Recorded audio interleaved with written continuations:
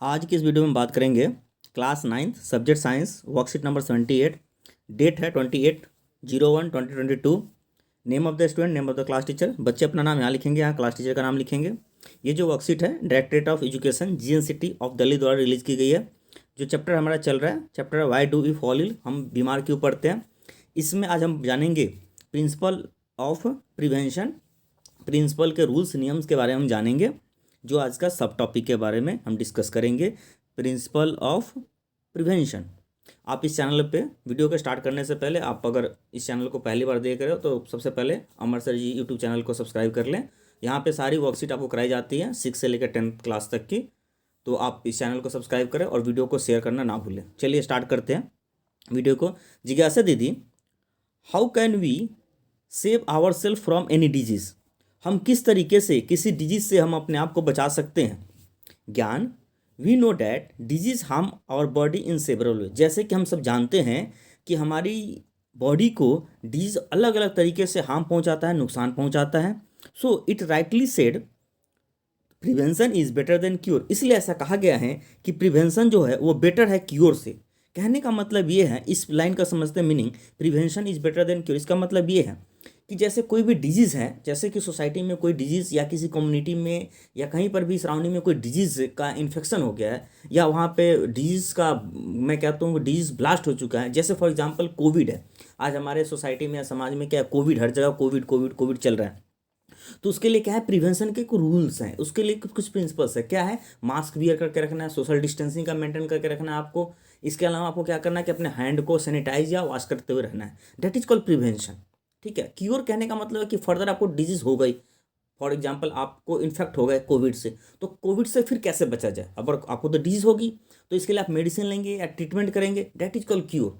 तो बेटर ये है कि डिजीज आएगी बॉडी में तो बहुत ज़्यादा नुकसान पहुंचाएगी। इससे अच्छा क्या है कि पहले से ही हम उसके लिए प्रिवेंशन या उसके लिए हम प्रोटेक्शन करके रखें कि वो डिजीज हमारे बॉडी में आए ही नहीं। That is called prevention is better than cure. इसलिए हमें अपने आप को किसी भी तरह के डिजीज से हमें बचा के रखना चाहिए।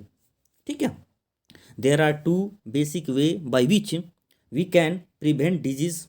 दो तरीके हैं जिससे हम किसी भी डिजीज से प्रिवेंट कर सकते हैं and save our self from disease, और हम अपने आप को बचा सकते हैं किसी डिजीज से।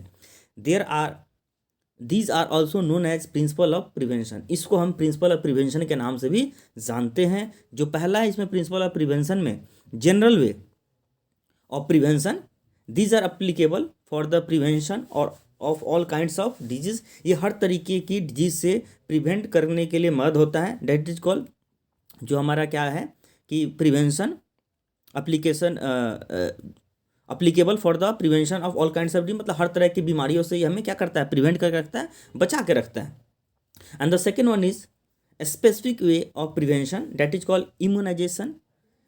This is applicable for the prevention of specific disease only. ये क्या करता है, एक स्पेसिफिक तरह के डिजीज को से ही हमें बचा के रखता है। ठीक है। इसके बारे में भी हम जानेंगे, देखेंगे। चलिए वीडियो को स्टार्ट करते हैं। आगे कहता है इसमें कि प्रिंसिपल ऑफ प्रिवेंशन में दो है प्रिंसिपल। पहला क्या है हमारा प्रिंसिपल ऑफ प्रिवेंशन में, general principle to prevent infectious disease, and the second one is specific principle to prevent infectious disease. मतलब क्या है, ये जनरल तरीका है, हर तरह के डिजीज के लिए अप्लीकेबल है, और ये किस तरह का, एक स्पेसिफिक तरह के डिजीज के लिए अप्लीकेबल है। जैसे कि आप जानते हैं कि कोविड में क्या है, इम्यूनिटी को हमें अच्छा करके रखना है। ठीक है, कि हमारा इम्यूनिटी सिस्टम या इम्यून सिस्टम अच्छे रहे तो हमें वो डिजीज से प्रिवेंशन में मदद मिल सकती है। ठीक है। तो इस तरीके से ये स्पेसिफिक तरह का है और ये जनरल है। जनरल में क्या है, पहला कह रहा है कि general principle to prevent infectious disease, मतलब हर तरह के डिजीज के लिए एप्लीकेबल है। पहला क्या है, प्रिवेंशन ऑफ इन्फेक्शन। इन्फेक्शन से हम किस तरह से बचा जा सकता है, prevent exposure to the infectious microbes. कोई ऐसा माइक्रोब्स है जिसके थ्रू कोई डिजीज हो रहा है तो आप उस माइक्रोब से बचे, उसके कॉन्टैक्ट में ना आए, उससे दूर रहें कि वो डिजीज आपके बॉडी में इन्फेक्ट ना करें। इसमें पहला है एयरबॉर्न माइक्रोब्स। कुछ ऐसे जैसे डिजीज होते हैं, जैसे एयरबॉर्न होते हैं, तो इसके लिए आपको क्या करना है, prevented by the prevention of exposure to over crowded places और बाय द सोशल डिस्टेंसिंग। इसमें क्या करना है, जैसे एयरबॉर्न डिजीज, जैसे कोविड एयरबॉर्न डिजीज है, तो इसके लिए आपको क्या करना है कि बाहर जब भी जाते हैं तो मास्क लगाएं, और साथ में आपको क्या करना है कि सोशल डिस्टेंसिंग का पालन करना है। इस बात को ध्यान रखना है। तो ये इससे बचने के लिए क्या है, एयरबॉर्न कोई डिजीज है तो इससे बचने के तरीके हैं कि आप कभी भी क्राउडेड एरिया में जा रहे हैं तो आपको सोशल डिस्टेंसिंग का पालन कीजिए और साथ में मास्क को वियर कीजिए। सेकेंड यहाँ पे है वाटर एंड बर्न डिजीज। अगर मान लो पानी से होने वाली कोई बीमारी है, मतलब पानी के सेवन करने से, तो उससे बचने का जो तरीका है, prevented by providing safe drinking water. आपको क्या करना है, शुद्ध पानी पिए, जिससे कि उस डिजीज से आप बच सकते हैं। इसी तरीके से थर्ड है वेक्टर बर्न डिजीज। तो वेक्टर बॉर्न डिजीज से बचने के लिए हमारे पास क्या तरीके, जैसे मान लो microbes can be prevented by providing clean environment.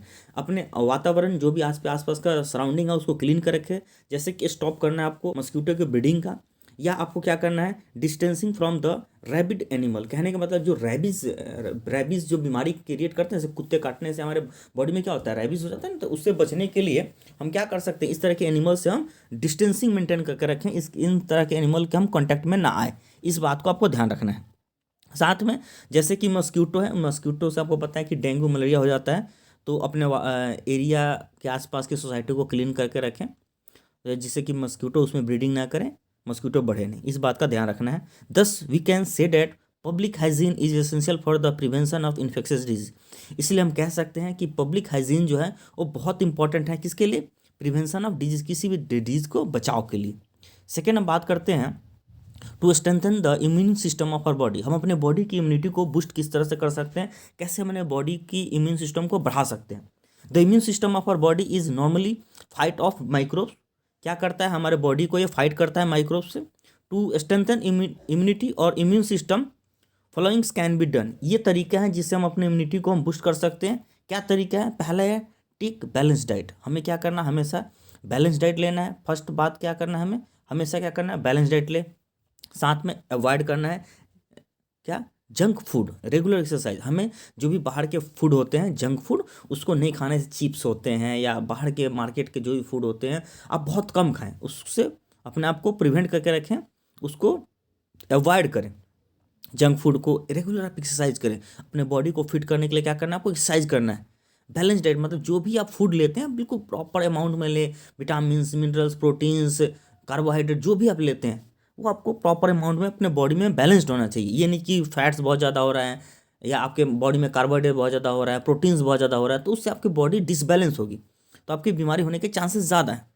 Second one है पर्सनल हाइजीन साउंड स्लीप। कहने का मतलब है कि पर्सनल हाइजीन, अपने आप को साफ सुथरा रखें, अपने आप को क्लीन करके रखें, गंदे से ना पड़े। ये नहीं कि ठंड का समय है तो नहाओ नहीं, ठीक है, तो ये बीमारी होने के चांसेस ज़्यादा हैं।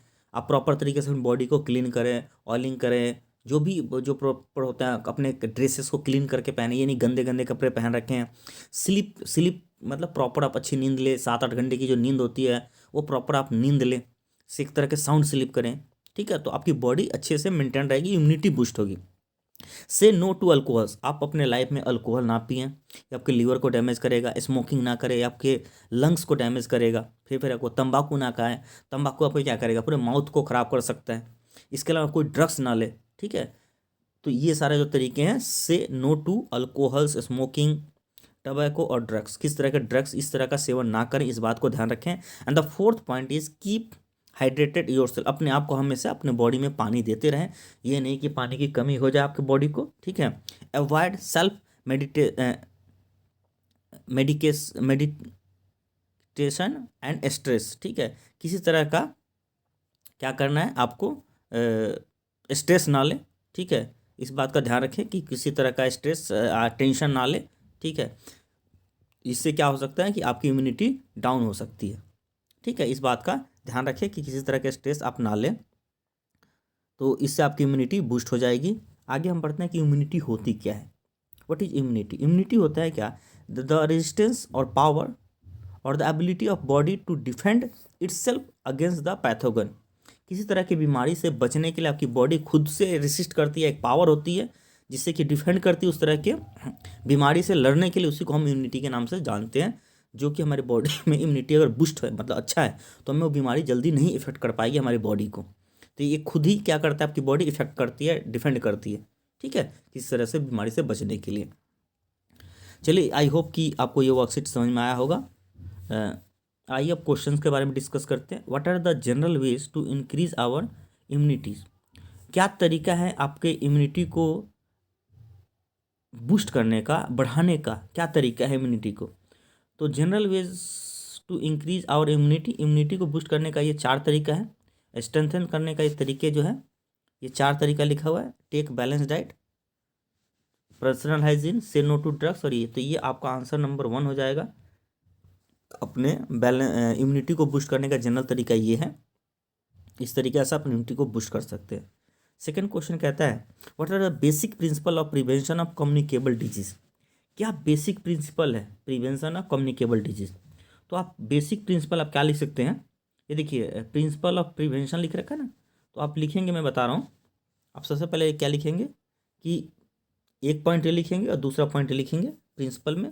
साथ में इसमें आप ये भी लिख सकते हैं कि prevention from infection, prevention from communicable disease के बारे में लिखना है, प्रिवेंशन फ्रॉम इन्फेक्शन, तो इसमें आप लिखेंगे prevent exposure to infectious microbes. Water borne का लिख देंगे कि आपको इसके ये वाटर बॉर्न वाला लिख सकते हैं, एयर बॉर्न वाला लिख सकते हैं, और वेक्टर बॉर्न का, ये तीनों पूरा कंप्लीट में, या तो आप चाहो तो इतना ही 2 पॉइंट लिख के भी कंप्लीट कर सकते हो आंसर, या इसके बारे में थोड़ा सा और एक्सप्लेन कर सकते हो, तो ये फर्स्ट लाइन इसकी पूरा लिख दो ऐसे, इसके prevented by exposure of over crowded places, इसी का ऐसे prevented by safe water drinking, और prevented by environment clean environment. तो ये आंसर आपका जो हो जाएगा आंसर नंबर 2 हो जाएगा। या तो सिंपली ये दोनों पॉइंट लिख दो, या ये 2 पॉइंट लिखने के बाद थोड़ा सा एक्सप्लेन कर दो कि किस तरह से हम इन्फेक्शस डिजीज से, यहाँ लिखा है ना जनरल प्रिंसिपल टू, जनरल लिखा है ना कि general principle to prevent infectious disease, तो इस तरीके से इन्फेक्शन मतलब कम्युनिकेबल डिजीज से हम किस तरह से बच सकते हैं। तो ये सारे तरीके हैं प्रिंसिपल ऑफ ट्रीटमेंट में। तो या तो आप ये लिख दो ऊपर के और साथ में ये एक्सप्लेन कर दो, ठीक है। तो सबसे बेटर, या बेटर तो ये होगा इसके आंसर कि ये साथ में उसके एक्सप्लेन कर दो, क्योंकि इसमें लिखा है ना क्वेश्चन की principle of prevention of communicable disease, तो इसके प्रिंसिपल जो है प्रिवेंशन ऑफ इन्फेक्शियस या that is called communicable disease, तो आप यही लिख दो, यहाँ से स्टार्ट करना, ठीक है। ये और ये पूरा जो कंप्लीट है ना, जो वाटर बॉर्न, एयरबॉर्न और वेक्टर बॉर्न, ये पूरा जो है कंप्लीट आप लिख देना, ये आंसर आपका 2 हो जाएगा। सीधा यहीं से लिख देना है, मतलब आपको यहाँ से कॉपी पेस्ट कर देना है, यहाँ से स्टार्ट करके ये बात लिखनी है, फिर ये पूरा लिख देना है, एयरबॉर्न का पूरा लिख देना है, ऐसे ही इसका वाटर बॉर्न का पूरा, मतलब सिंपल सी बात क्या है, मैं एक बार फिर से बता दूं, यहाँ से स्टार्ट करके और आपको लास्ट जो है यहाँ तक कंप्लीट कर देना है। तो ये आपका आंसर जो होगा 2 हो जाएगा कंप्लीट, ठीक है। ये आप आंसर लिख लेना, ज़्यादा नहीं सोचना, ठीक है। तो ये आपका आंसर 2 हो जाएगा। क्वेश्चन नंबर 3 पे आ जाते हैं, डिफाइन इम्यूनिटी। तो इम्यूनिटी किस तरह से डिफाइन किया जाता है, तो ये रही इसकी इम्यूनिटी की डेफिनेशन पूरा स्टार्टिंग से एंड तक। तो ये आपका आंसर नंबर 3 हो जाएगा इम्यूनिटी की डेफिनेशन। अब क्वेश्चन नंबर 4 करता है कि prevention is better than cure, justify this statement. तो prevention is better than cure because prevention लिखोगे, because prevention save us from disease, लिखोगे prevention because prevention save our self from disease, ठीक है। क्या लिखेंगे, प्रिवेंशन